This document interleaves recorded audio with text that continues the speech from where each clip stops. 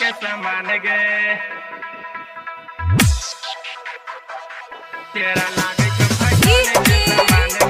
एनके नीरज गुसाईपट्टी कुशीनगर। माँ Gayatri recording studio. छ गो बाली लटकौने छरानी एना न चलक नाल छो जवानी छ गो बाली लटकौने छरानी आना न चलक नाल छो जवानी तोरा लगवा देखै छो तमाम गे तोर कान छो कि मनियारा दुकान गे चेहरा लागे छो फैशन के सामान गे तोहर कान छो कि मनियारा दुकान गे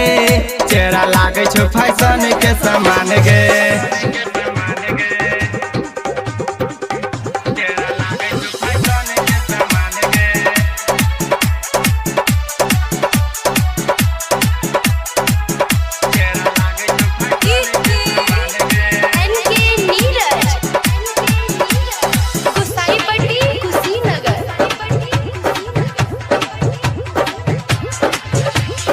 सोलो सिंगार करके घूमे छा बाजार में हरदम रहे छा छोरी ओतने जोगार में हे गए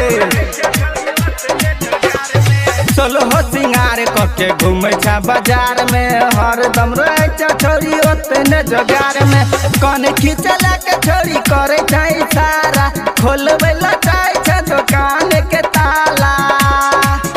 कियो लुटल तो हर सामान गे तोहर कान छो कि मनियारा दुकान गे चेहरा लागे छो फैशन के सामान गे तोहर कान छो कि मनियारा दुकान गे चेहरा लागे छो फैशन के सामान गे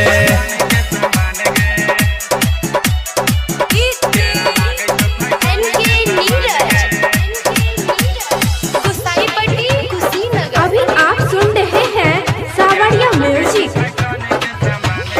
गोरे गोरे बदन तोहर लागो चमकदार गे समीमा बिहारी के बनाइले तू यार गे